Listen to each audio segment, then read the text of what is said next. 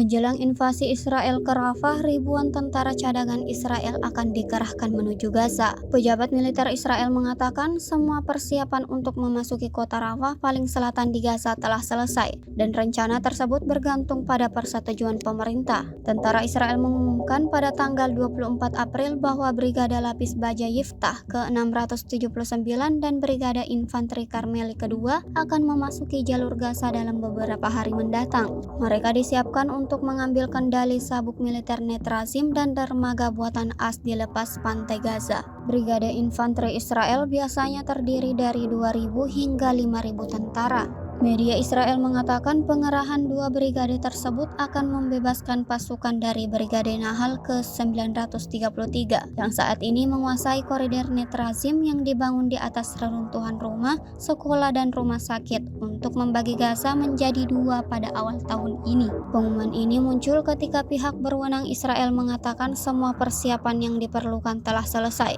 untuk menghadapi serangan yang akan terjadi di kota Rafah di bagian paling selatan Gaza, tempat lebih dari 1 juta warga Palestina berlindung.